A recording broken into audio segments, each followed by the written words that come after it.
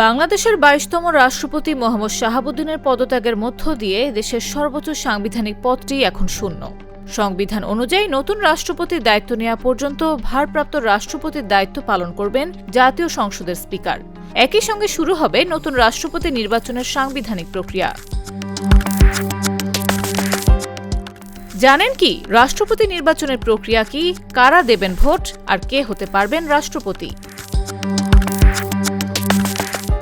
সংবিধানের ৫০(৩) অনুচ্ছেদ অনুযায়ী রাষ্ট্রপতি স্পিকারের উদ্দেশ্যে স্বাক্ষরযুক্ত পত্রের মাধ্যমে পদত্যাগ করতে পারেন।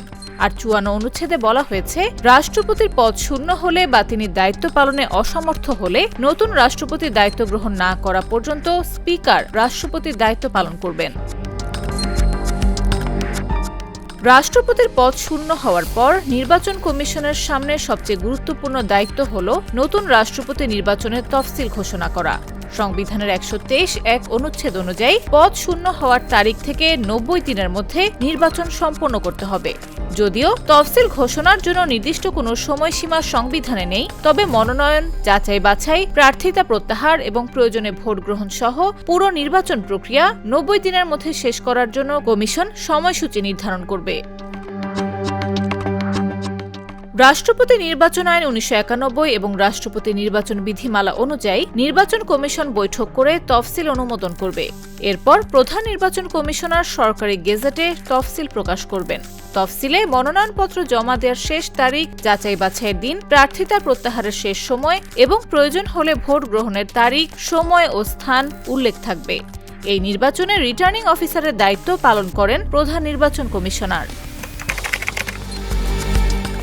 সংবিধানের ৪৮(৪) অনুচ্ছেদ অনুযায়ী রাষ্ট্রপতি পদে প্রার্থী হতে হলে বাংলাদেশের নাগরিক হতে হবে, বয়স হতে হবে অন্তত ৩৫ বছর এবং জাতীয় সংসদ সদস্য নির্বাচিত হওয়ার যোগ্যতা থাকতে হবে। একই ব্যক্তি সর্বোচ্চ ২ মেয়াদ রাষ্ট্রপতির দায়িত্ব পালন করতে পারবেন। রাষ্ট্রপতি নির্বাচন আইন অনুযায়ী একজন প্রার্থীর মনোনয়নপত্রে জাতীয় সংসদের একজন সদস্যকে প্রস্তাবক এবং আরেকজন সদস্যকে সমর্থক হতে হবে। একজন সংসদ সদস্য একাধিক প্রার্থীর প্রস্তাবক বা সমর্থক হতে পারবেন না। নির্ধারিত সময়ের মধ্যে মনোনয়নপত্র জমা পড়ার পর নির্বাচন কমিশন তা যাচাই বাছাই করবে এবং বৈধ প্রার্থীদের তালিকা প্রকাশ করবে। এরপর প্রার্থিতা প্রত্যাহারের সুযোগ থাকবে। রাষ্ট্রপতি নির্বাচনে সাধারণ ভোটারদের অংশগ্রহণের সুযোগ নেই। জাতীয় সংসদের নির্বাচিত সদস্যরাই এই নির্বাচনের ভোটার, অর্থাৎ সংসদ সদস্যদের ভোটেই দেশের রাষ্ট্রপতি নির্বাচিত হন। যদি একাধিক বৈধ প্রার্থী থাকেন তাহলে জাতীয় সংসদ ভবনে গোপন ব্যালটে ভোট গ্রহণ অনুষ্ঠিত হবে। উপস্থিত সংসদ সদস্যদের প্রদত্ত বৈধ ভোটের সংখ্যাগরিষ্ঠতা পাওয়া প্রার্থী রাষ্ট্রপতি নির্বাচিত হবেন।